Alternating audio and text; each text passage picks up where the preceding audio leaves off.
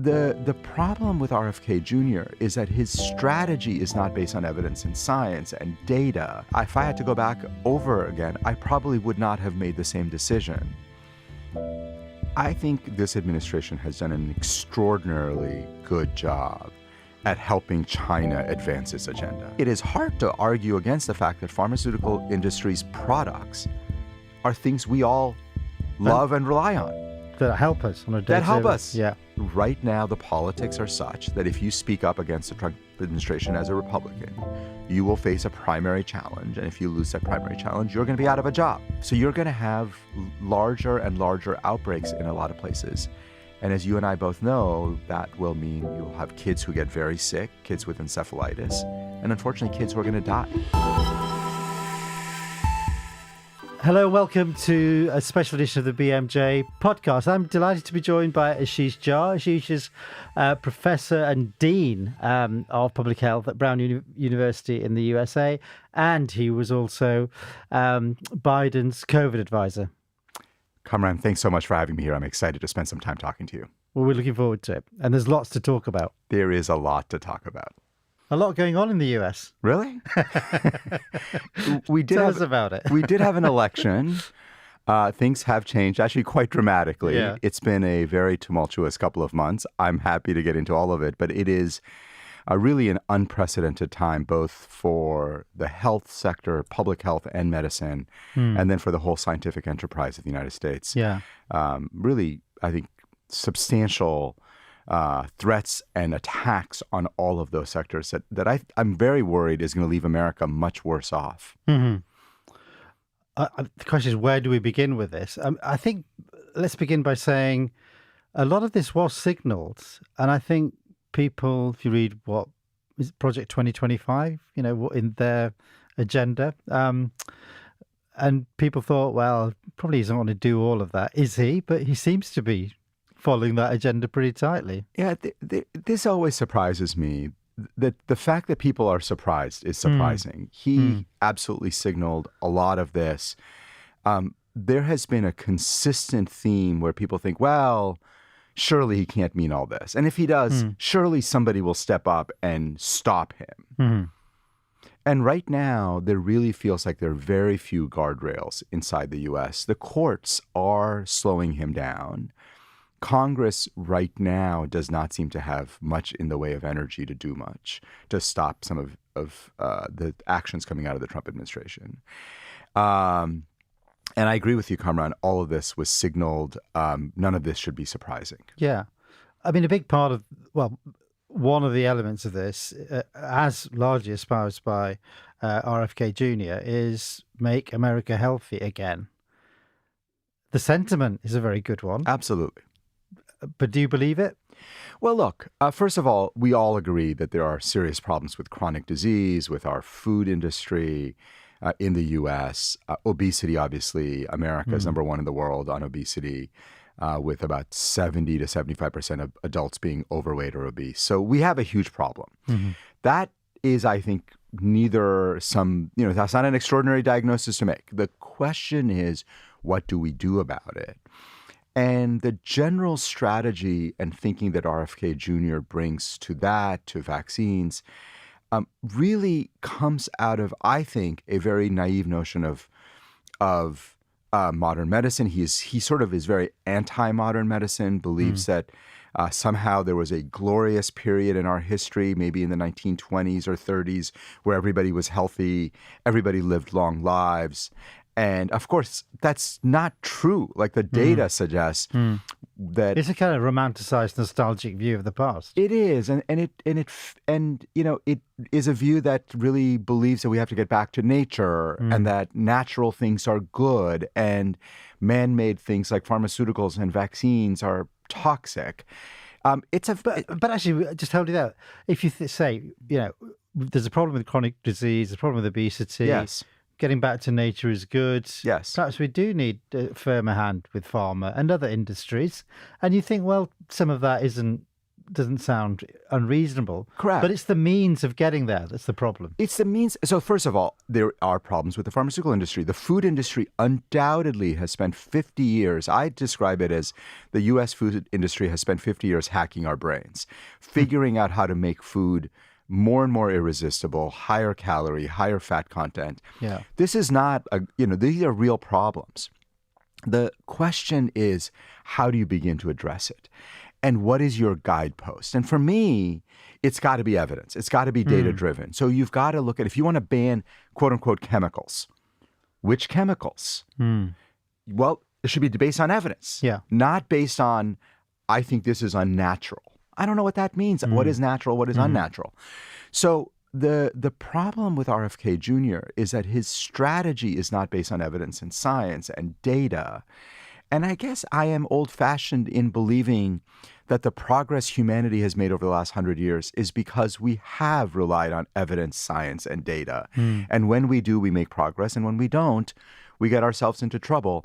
This is not a pro or anti-industry stance. It's what's the path you're going to take to make better decisions. Yeah, and as you say, a lot of it doesn't seem to be evidence-based. When you look back at the hearings that RFK Jr. went through, I mean, he quoted papers, but as you and I know, quoting one paper is not science. No, well, this is something that as a clinician, I know this is something you as both a scientist and an editor of, one of the world's premier medical journals understands, is that on any important question, there is rarely one paper that you can cite that answers it, that there's a body of evidence. And that the job, when I think about myself clinically making a clinical decision, I think, what is a body of evidence? And I put all of it together. Obviously, higher quality evidence gets more weight than lower quality evidence. And then I try to come to an answer, a decision. What he does is he begins with a decision, like vaccines are bad, or that cod liver oil is good treatment for measles, and then says, can I find any evidence? Yeah. Well, sure, you can find at least one study out there. So for instance, there's actually quite a good study published in the BMJ. No. Yes, on cod liver oil and measles from 1932. And it's quite well done. And one could imagine that in 1932, in the height of the Great Depression, cod liver oil could have been quite useful for treating measles. But that is not where we are today. And he would argue, well, here's a study from the BMJ. Yeah. I'm like, well, I understand 1932. Like the world has changed. Yeah. We've got treatments. I get that. And also what's happened is, I mean, you talk about evidence, and I fully agree with you. It's almost as if evidence no longer matters. Science no longer matters. If we look at what's happening in the way that federal research and science seems to be being dismantled, it's as if science is bad and experts are bad. I think, some of the politicians have said that as well. And that must be a very difficult position for somebody like you in your role. Well, so I think some of this stems from the pandemic. There is obviously a lot of revisionism about the pandemic. And obviously, the experts in the pandemic didn't get everything right. And there were issues and mistakes in the way that the pandemic was handled that I'm happy to talk about. And I made mistakes in the pandemic. Yeah. But what has happened is that people have used those mistakes and those missteps to cast sort of doubt on the entire scientific enterprise and to argue that the entire scientific enterprise is corrupt or ineffective or, all of those things. And then it is an attempt to sort of dismantle the broader scientific enterprise while still saying we want to get back to high quality science, right? All of us think that the scientific enterprise needed to be improved, that all of us believe that there were too many mediocre studies being funded by the NIH. Yeah. But the way to improve that is to improve the peer review process, to improve the systems we have, but not to have 20-year-old DOGE employees going in and deciding which grants to cut off and which grants not to. Yeah. That process will not get us to a better place. No, and it just all seems very cynical, and there's an agenda here, isn't there? It's cutting costs and sort of it's curtailing people. It's clipping people's wings and saying, you haven't delivered the recommendations that we agreed with, and now we're going to make you pay for that. Because if you look back at the pandemic, a lot of the people, you were Biden's COVID advisor, a number of the people who were very critical of the COVID response at the time, of the response to the US and the UK and elsewhere, are now in very prominent positions. And they've always been very vocal about their view in terms of how most governments managed the pandemic. But now they're in a position of power, and the revisionism is in their hands now. Exactly. Look, what's interesting to me when I look at almost everybody who's been chosen to go into leadership roles, they're all very different from each other. They seem to have one unifying theme. They were all COVID skeptics. They were all people who downplayed the importance of COVID, downplayed vaccines.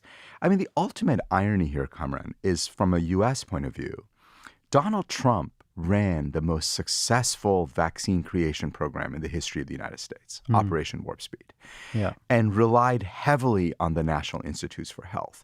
I mean, it was an incredible success story. And instead of kind of glomming onto that, and instead of celebrating that, his senior leadership seems to be dismantling all of it, and in some ways disavowing that progress. It's very odd and disturbing. But yes, at this moment, I think there is a real questioning of the value of scientific expertise. And we have a lot of work to do to get that back. I'm not sure we're going to get it back with this administration, but much more important than that, we've got to get it back with the American people. Yeah, I mean, one of the problems with damaging science in the way that's being done now, and the impact it's having in the US and abroad, is that it takes a very long time to build up that kind of system, the resources, the person power, and the systems to deliver, which was always thought of, the number one research enterprise in the whole world. Yeah. But once you've dismantled it, it takes a long time getting back to where you were. Yes, and I would say two things about this. One is the negative effects of this dismantling is not going to be obvious for a while, right? If you stop funding basic science research, nobody will, except for the researchers, nobody will notice. Yeah. It's just that in 10 years or 20 years, there are going to be really important innovations that'll never happen. So that is one part of the strategy, is to go after things for which the political consequences are not apparent in the short run. Yeah, they're going to survive the political cycle, but people aren't surviving in Africa. The people who can't get their HIV prevention. Right, but the political cost to that to Donald Trump is very, very low. Yeah. Right, and then there's even denialism that that's even happening. Yeah. But the second part is, you're absolutely right. What we're doing is sending a very strong signal to a whole generation of scientists that this is not the field for you, that NIH is not a reliable funder, the United States is not a reliable funder. Some of those people will go and work in pharma and elsewhere, so you're going to lose a generation of scientists to the private sector. Some of those people will go abroad, and maybe that's good for other countries. But a lot of those people will just turn away from the scientific world and go to law school or go to business. That is not recoverable. I mean, we're going to have a whole generation of lost scientists if we don't, by the way, stop this. It's not. I don't think this is fait accompli. I don't think we're at a point where this is irreversible, but we have got to start turning this around now. And that's the other part that really disappoints me, is I do not see the pushback that should be coming from the players who should be pushing back hard at this moment. No, exactly. And if you think of one of the factors that probably underpins what's happening at the moment is Trump's concerns with China. China's research enterprise is advancing rapidly. Yes. I mean, I think they're already ahead of the US now in terms of research output, but also the way they've developed their infrastructure, their research capacity. It's incredible. So I think all that's going to happen here is, if the US cedes space in research and in science, China will continue to advance. I think this administration has done an extraordinarily good job at helping China advance its agenda. Yeah. I mean, they claim that they're very anti-China, but everything they've done, one of the interesting or unfortunate things is, as I've been watching what's been happening in the global health space, as America has withdrawn from WHO, as America has withdrawn from these programs, some of it has created a vacuum that no one has filled, but a lot of that vacuum is being filled by China. Yeah. And so we are ceding our political soft power to the Chinese. It's really kind of mind-boggling for an administration that claims to want to be tough on China. They're actually being very helpful to the Chinese government in a way that is both really destructive for global public health, but also really destructive for the U.S. soft power. Yeah. Let's go back to the pandemic. I mean, you advise Biden. When you see what's happening in the White House now, in terms of the policymaking, can you make any sense of it? I can. So here's what's interesting, and I will give you a complexity that I think is important for people to understand. The Trump coalition in 2016, 2017, when he first became president, was made up of two groups of people. Traditional Republicans, people with whom I have, I would say, relatively similar set of values, though maybe differences in strategy, and then the MAGA types who were much more interested in kind of breaking institutions. Yeah. But in the first Trump administration, it was probably 80% traditional Republicans, 20% MAGA. That's changed now. In the current Trump White House, it's probably closer to 50-50 or maybe 60-40 MAGA. So you still have a group of people in the Trump White House who are traditional Republicans or conservatives. They believe in soft and hard power. They believe in American engagement in the world. And they are there. They're in the decision-making space, but they're now increasingly in the minority. And so, not just the minority, they're not even speaking up. Well, they're speaking up often through back channels, because if they're in the room in the White House, they are having a voice. And you can see this in some of the decisions that are coming out. But because they're in the minority, they're not getting, and what I have... So give us an example. Where do you see that moderation? Well, moderation may be a strong concept here, but, look, even, okay, so let's talk about on the health front. They have named somebody to run the new pandemic office. We stood up a pandemic office in the Biden White House. It was legislated by Congress. They have named somebody into that office named Jerry Parker. Jerry is terrific. Okay. He is a traditional Republican. I assume, I don't even know what his politics are, but my sense is he's conservative. He's a veterinarian. He has been a very prominent player in the One Health space, in the global public health space. Naming him, I thought, was a really, really smart choice. He's not MAGA. He's not. Now, the question is, how much influence and power is he going to have? But if there is, whatever happens with bird flu, if there is another major public health challenge in the U.S., Jerry will be the point person in the White House running that. Yeah. But just to counter that, yes. I mean, the US has withdrawn from the pandemic treaty, as far as I understand. Yep. And also, haven't they stopped discussions about a bird flu vaccine as well?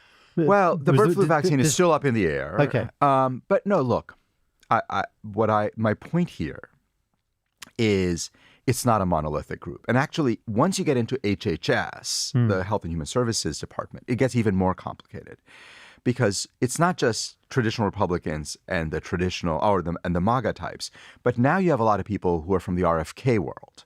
Yeah. And they're not MAGA and they're not traditional Republicans. They're actually come from a pretty far left, worldview of pharma's bad, all for-profit companies are bad, and again, we have to get back Sounds to like the BMJ. No. BMJ, you and I both know, and I know you, is that there are problems with the pharmaceutical industry, but the pharmaceutical industry also makes the drugs and vaccines that save lives. Like it does. We can talk about pricing, we can talk about advertising, we can talk about how they influence practices. Those are all important questions. But I think it is hard to argue against the fact that pharmaceutical industry's products are things we all love and rely on. That help us on a day-to-day. That help us. Yeah. On a day-to-day basis. It doesn't mean every product does, and there are some practices that we're all concerned about. And we should be concerned about those, and we should push back. But there's a difference between saying pharma is valuable, I want it to be better, and has practices that I don't like, versus pharma is evil, and we should destroy the pharmaceutical industry. It's like a lot of things. It's a very binary world, isn't it? Yes, exactly. Pharma is bad, natural remedies are good. Exactly. Vaccination is bad, cod liver oil is good. Exactly. That kind of very simplistic thinking. There is a whole strand of that inside HHS. So what I would say to your kind of listeners is, and this will be important as you watch the Trump administration evolve in the upcoming weeks, months, and years, is that it is not a monolithic group. It is not made up of a coalition of people who all think similarly. Yeah. Well, it's interesting because most people here would think it is that. And that's because whoever wins tends to be the face of it. The other part is right now, kind of the MAGA kind of destroy everything group is in ascendancy. They have the majority of the power. That I suspect and believe will change over time. And I can tell you why I think it will. Yeah, I do. But I do think that will change. But they can do a lot of destruction. Right now, the problem is there are no checks or balances. Congress is scared to speak up. I've spent a lot of time up on the Hill talking to Republicans in Congress, very reasonable Republicans. And many of them are watching what Trump is doing with horror. But they're not saying anything. So you're like, well, why aren't they saying anything? Because they want to get reelected in 2 years. And right now, the politics are such that if you speak up against the Trump administration as a Republican, you will face a primary challenge. And if you lose that primary challenge, you're going to be out of a job. So they justify this to themselves as, I'm going to stay quiet because I can maybe do more on the inside. And so why do you think it will change that? I think what will change is one advantage that, so no one has ever accused Donald Trump of being excessively disciplined. This is a man who takes one idea for which there might even be broad consensus, like we should reduce the number of illegal crossings at the border, and does things that are incredibly radical, like stopping permanent residents from coming back to the United States because they might have had a negative tweet about the Trump administration, right? So deporting children without legal representation. Exactly. I mean, so he does these horrible things. And majority of Americans who voted for him voted for stop the illegal immigration at the border, did not vote for deport children. And so slowly but surely you can see his popularity starting to fall. And as it falls further, the political calculus for members of Congress begins to change. And so, again, I'm not a political analyst and I don't, that's not where I feel like my strength is. But I will say that I do expect in the next 3 to 6 months, a bunch of Republicans starting to speak up because they will realize that staying with the Trump team is going to cost them the general election. Yeah. And as that happens, his power does begin to diminish. If the courts can hang in there, so he's now attacking the courts. Our Democratic... he's attacking all the pillars of democracy. Correct. And the question is, will it survive or not? I'm like cautiously hopeful it will, but it's going to be a close call. It's not going to be totally straightforward. But you do have people inside the White House, inside HHS, who are smart, reasonable, thoughtful people whose voices are being drowned out. I will say one last thing, which is in any administration, there are always multiple factions. When I was in the Biden White House on our COVID policies, it wasn't like we were all in unison. We had substantial disagreements inside the White House across the agencies. In fact, a large part of my job was to try to get to enough consensus that we could actually move the policy world forward. Right now, the MAGA team really is in ascendancy. But you do have smart, reasonable people there. And I feel like part of people like me, our job is to support them in the background so that they can have more voice and ultimately may have more influence. Yeah, I mean, some of these people are working on Trump or rely on Trump. The senators who want to get reelected, for example. Yes. And his team and his staff, they're working for him. Even when other prime ministers go and visit Trump or presidents go, they're not critical of him, are they? No. So it must be very hard if you're in a position where, your power, what your job and your role depends on his power. Yes. And one of the things that I have been disappointed by is I have not seen civil society institutions. What do I mean? Certainly religious institutions, universities, push back. Universities right now But how can they? I mean, what he's doing in the US with Columbia and other places? Well, so, there are problems at universities. I will tell you, and this is obviously just my own personal opinion, I think universities have done a pretty bad job of managing some real problems around anti-Semitism on campus. It is a real problem. Intellectual diversity on campus. There isn't much intellectual diversity. I would argue that at a place like Harvard or Yale or Brown, probably 98% of people, faculty, voted for Kamala Harris. Having institutions that have very little kind of reflection or of the broader American public sentiment is a problem. We are not ideologically diverse. The last thing, especially the elite universities, I think have done a lousy job of reaching out and engaging the middle class. A large majority of their students come from, upper middle and really upper class, very wealthy kids. And so universities... So is that because of the affordability? Well, it is partly affordability. Part of it is strategy of, it's easier to get kids from wealthy high schools and wealthy communities, right? And they'll do well. And they'll do well. Yeah. And then they will go on and get great jobs, and they'll donate back to the university. So this whole model is deeply flawed. I think one of the reasons universities like wealthy kids is because wealthy kids have wealthy parents who then donate as well. The entire mechanism of trying to raise money has meant that, but they do have some ideological goals of diversity. So what they then tend to do is supplement that with a small number of kids from kind of lower middle class or lower class. I just mean that financially, more poor children. But that leaves the broad middle out. So kids of teachers and police officers and firefighters, they're caught in between. Actually, it's not only in the US, it's in many other countries. Yeah. And so you would not be surprised if those parents don't have a lot of sympathy for universities. So what I have said... But do you think that isn't what's driving him, is it? That's not driving Trump. No. But it does create a political problem for universities to push back. Okay. Because they don't have a lot of sympathetic people in the community. Yeah. No, Trump is not doing it for that. I mean, Trump doesn't care about this. Trump is doing it because he wants to destroy these institutions. Yeah. But what I have been arguing really for years, and more vocally for the last few months, is that the agenda for universities right now is fix your anti-Semitism problem. It's a real problem. Make a real commitment to intellectual diversity, and make a real commitment to the American middle class, and demonstrate that. Okay, so that's what you got to fix. Fight back on academic freedom. Fight back on science. Like, look, the scientific enterprise of NIH, American universities, academic medical centers, has been a huge boon to the American people and to the people around the world. It's been a fantastic driver of economic growth, scientific growth. Universities should be speaking up about that. And when Trump's people go and cut grants, we should be fighting back on that.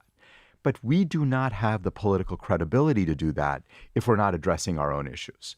So I'm not suggesting we address our own issues for the next 2 years and then fight back. You got to do both at the same time. Yeah. But universities are not willing to do the first, and therefore they know they have no credibility on the second. And that is what worries me, and that's why universities are being quiet. And I'll make one other point on this, Kamran. Yeah. Universities have this mindset, and a lot of people in the scientific enterprise do, that this is somehow just kind of a rainy day and we have to get through it. This is not a rainy day. Like, this is climate change. Like, the world is changing in very substantial ways, that even if 2 years from now Democrats win one of the houses, the House, let's say, and slow down the Trump agenda, he can do so much damage that, as we started with, there's no going back to, it quickly reversing all of this. So universities actually do have to speak up at this moment, but they have to be thoughtful about where they can speak up and where they're going to have credibility. It seems like, I mean, you talked about the balance to this of widening diversity and access and opportunity. Is academic freedom, science, and they're the exact areas that are being curtailed at the moment. So, I mean, how are you dealing with this? Well, it's complicated. I mean, obviously at Brown and every other university, we're seeing grants get canceled. We're seeing faculty who work on issues that are quote unquote controversial, like, and these should not be controversial, like HIV prevention. No. We should be preventing HIV. Like, that's just a good thing. Are wondering, do they have to rewrite their grants? We have faculty who work on the health effects of climate change. And they're asking themselves, Can I use the word climate in my grant? Maybe I should. Maybe I should talk about extreme heat and other things. So that kind of self-censorship. Yeah, I mean, that's probably, I mean, looking from the outside, that's deeply problematic. Deeply problematic. It's deeply problematic. And I think we should be fighting back on those things. Yeah. And How can you, though? Well, I think universities should be speaking up. I think you should be, look, we've got to build a coalition of universities and academic medical centers, but also religious institutions, other civil society organizations. Like, we have got to build a whole of society response to this that says, like, it's really important for us to be studying these things, not because it funds universities or if we don't, people will lose jobs. That's not the primary issue. Is if we don't understand the health effects of climate change, there will be large communities in America whose health would be demonstrably worse because climate change is real, it's happening, and we have to understand the health effects, right? So we've got to connect those dots, and then we've got to build a broad coalition of people to push back on this, what I think of as this incredible new censorship that is developing out of the Trump administration. It's unprecedented in the U.S. It's unprecedented. I've never seen anything like this. And it is very corrosive. And one of the things I do say to my Republican friends who say, well, you know, Trump doesn't want to fund things on diversity and equity and climate change. And I said, look, the next president could be a Democratic one who could also decide that he or she doesn't want to fund on the idea that every 4 years the presidential election decides what the scientific enterprise of America will work on is a terrible idea. It's a terrible idea. And we've never had it. Republicans have never done this. Democrats have never done this. This is unprecedented. It's very bad, and we should stop it. Yeah. Well, if you want our support and you want to catalyze something, you know, we're here for you. Thank you. Because it seems, I mean, again, looking from the outside, you know, you can't talk about climate, you can't talk about equity, you can't talk about reproductive health. These are some of the major challenges that we're facing in the world today. Correct. And you can't talk about mRNA vaccines now. So mRNA is now, NIH is saying they're going to deprioritize any research on mRNA as a platform. This isn't putting America first. Well, this is not. I mean, if you think, what's America? It's the people, the well-being of the people. Yeah. Should be that, but it's not that. No, look, first of all, that stuff is really in many ways coming out of, the mRNA stuff is, a lot of that is coming out of RFK Jr. and that view that we just have to get back to nature. And we have to go back to 1900 when everybody lived till 100 and kids never died and everybody was healthy and there was no obesity. So there is sort of the anti-modern medicine movement that I think has taken hold. It depends a little bit on your vision of America. I mean, my vision of America has always been a very expansive vision of a country where its greatness comes from its innovation, its ability to solve complicated problems, and its generosity to the world. I mean, America has been by far the biggest funder of global public health, partly because we think it improves our soft power, but partly because just the American people think it's the right thing to do. When PEPFAR, the President's Emergency Program for AIDS Relief, was created under President Bush, there were people who thought, well, this would be good for American soft power. But that wasn't the major motivation. It was, we want to save millions of lives on the African continent, and we have. So that is a vision of America that I still think a lot of people hold. We have got to make sure that vision of America wins out. I was speaking to somebody who I respect a lot, who is American. I was speaking to them last week, and the conversation was, how do you explain the phenomenon? You know, what's going on here? And it was a very compelling argument around, well, it isn't that hard to understand that Trump would get elected because a lot of Americans have got it bad at the moment. And I mean, yeah, fine, we accept that. The response isn't one that you would think is the right one, even though that's the situation. And getting it bad in health, I mean, it's not a news story. The US spends more of its GDP on health than any other major nation, and its outcomes are pretty poor. Yeah. And so there is something that isn't working there. No doubt. But yeah, you want to fix that, but it sounds like things are going to get worse.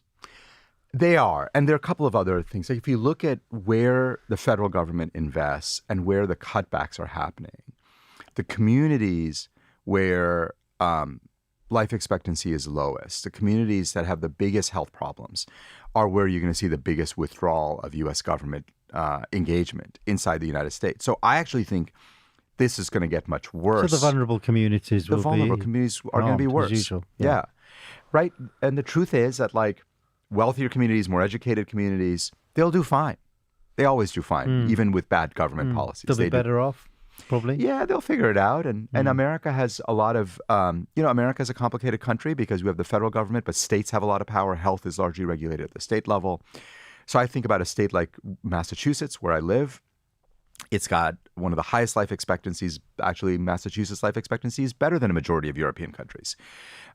We spend an enormous amount of money in Massachusetts, but Massachusetts will figure this out. Rhode Island will figure it out. Connecticut will figure it out. But Mississippi, which has a very low life expectancy as a state, will struggle further because they actually count on a lot of federal programs that are being cut. So it is very, very unfortunate that the more vulnerable states and communities are the places that are going to see the most amount of suffering. And, look, people did vote for Donald Trump because they were unhappy with the status quo. There are real problems inside the Democratic Party that need to be fixed. Again, I'm not a political analyst, but I do think Democrats need to fix a bunch of its problems. But nothing I have seen in the last 2 months of the first 2 months of the Trump administration makes me think that the things people care about, like high prices, like better health care, are actually getting addressed. And in fact, I worry they're all heading in the wrong direction. Let's take one particular example, which is the measles outbreak in Texas and in other states. Yes. The facts are that it's probably worse than it's ever been, and it's people who aren't being vaccinated, and vaccination rates are dropping in the US. They are. It's hard to see Robert F. Kennedy Jr. improving that. Well, no. And in fact, everything he's done in his time as health secretary has made it worse. Look, there has been an anti-vaccine movement inside the United States for some time. It got a lot more powerful during the pandemic. Robert F. Kennedy Jr. was actually at the forefront, the sort of the chief kind of leader of the anti-vaccine movement. He claims he's not anti-vaccine. He just has never seen a vaccine that he thinks is any good. But other than that, but he's ready. He's open. He has said, "I'm ready for if you can show me a single study that shows that vaccines are safe." Well, it's quite a few. Well, what is safe though? I mean, every drug, every intervention, has a side effect. It has a harm, and it's a balance between the two. It's a balance, exactly. I mean, aspirin is not safe. No. There's nothing that's safe. Drinking water is not safe, but we still encourage it because on balance, better to be hydrated than dehydrated. But you can drink too much of it and get into trouble. I don't want to push this analogy too far, but the point is that the measles outbreak, we have already surpassed the number of cases we had last year, and we're still only in March. And there are these attempts at narratives like, oh, the measles outbreak is from all the illegal immigrants. No, we do import measles cases from other countries, but usually when you have high vaccination rates, they don't go anywhere. You have one person comes in, and then that person isn't able to spread it in a community that's highly vaccinated. We are now seeing more and more counties, states, where vaccination rates have gotten quite low. And as you know, Kamran, measles, probably the most contagious virus that causes human disease.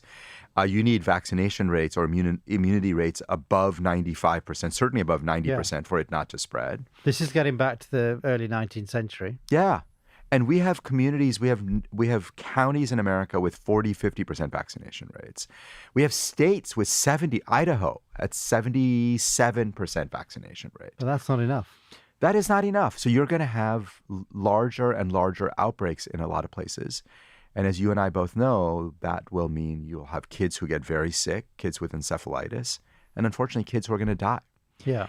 And what Robert F. Kennedy Jr. is doing is distracting us.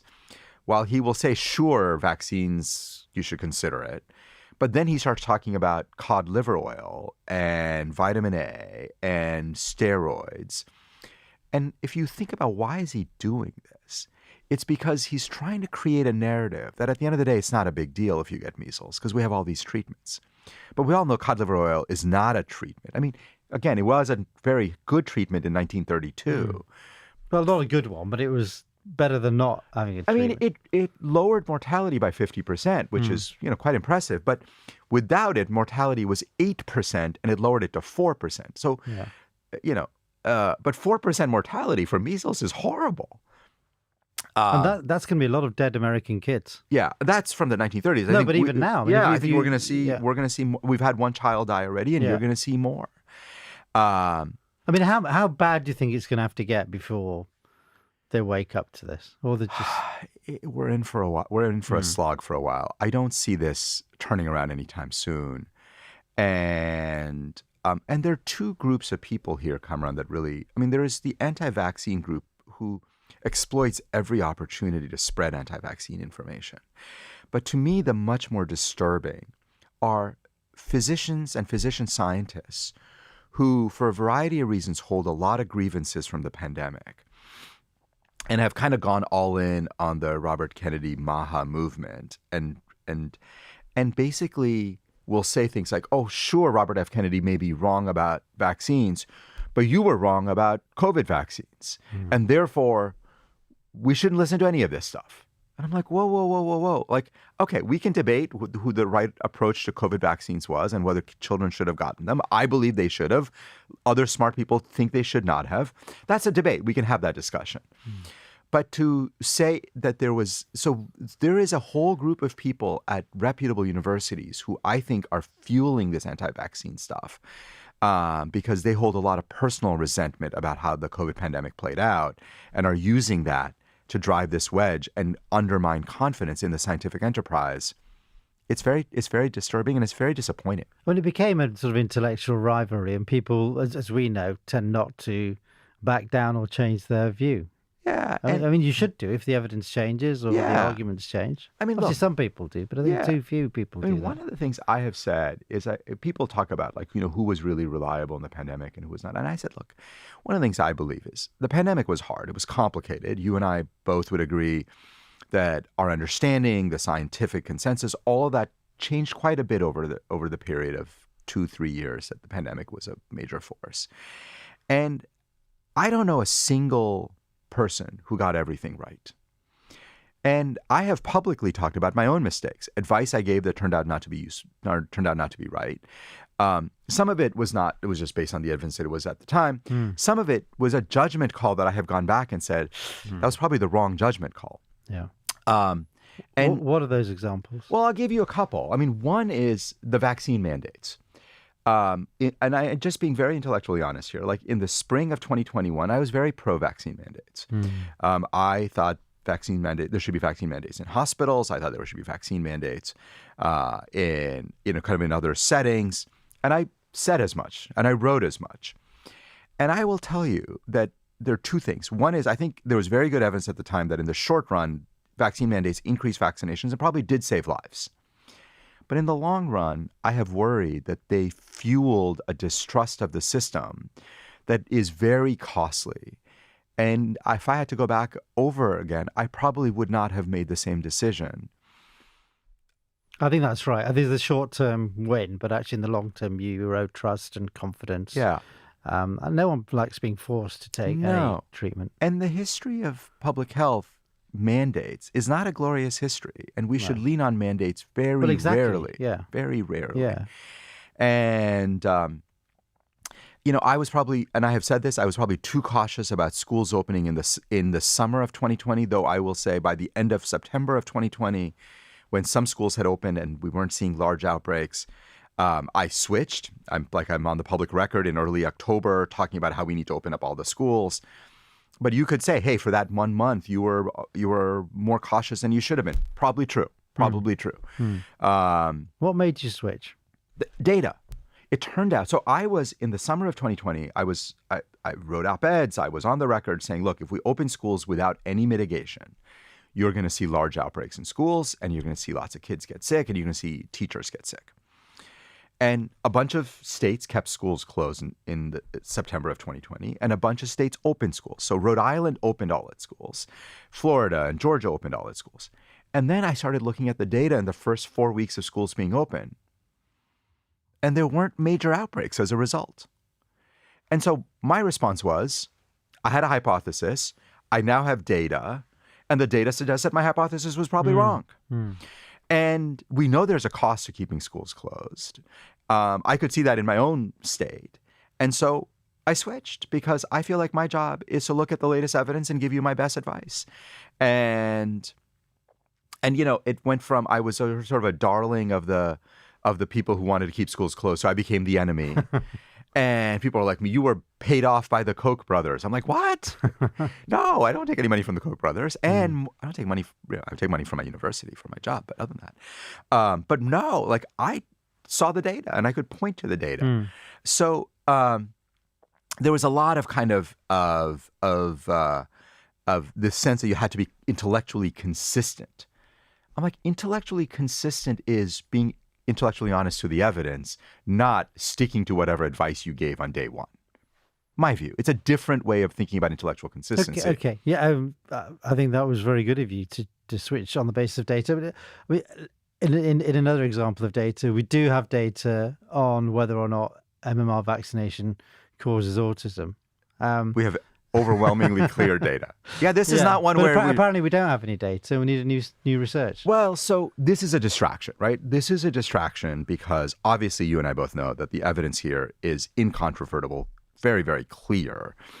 Actually, there are very few things in science that are so well settled as this one. So it's nice to have one. And then to question that is kind of interesting. But his whole thing of we need to do a new study is not because there's an actually intellectually curious question around do vaccines cause autism. It now allows RFK to spend the next months or even years saying, hey, we don't know if vaccines cause autism. We're studying it. You got to give it some time. I'm not going to make a recommendation until the data are in. So I don't need to push MMR vaccination because we don't know whether it works. Because we don't know if it works. It might cause autism. Exactly. And we're doing those studies right now. So just hold on. So Which is a false argument. It's totally false. He knows that these things are very safe. Does he though? I mean, he seems so convinced of his own views. I mean, look, who knows what he actually knows? What I do know is that he got all of his own kids vaccinated. Yeah, he did. So there's a little bit of voting with your feet, right? I mean, during the pandemic, whenever I talked about advice, I always said, let me tell you what I'm doing with my own family, as a way to say, like, I can say whatever I want, but how do I behave with my own family is what I actually think. That's what you really, that's what you think others should be doing as well. Ashish, finally, thank you. You've been very generous with your time. When we look at the US from the outside, obviously we're all feeling the effects of events in the US. Yes. But people want some kind of hope that things are going to turn around. You've offered some of that, albeit a little guardedly. What is the hope? I mean, can we resist this assault on science and research and population health and well-being? Look, throughout human history, there have been multiple forces that shape society, not just government.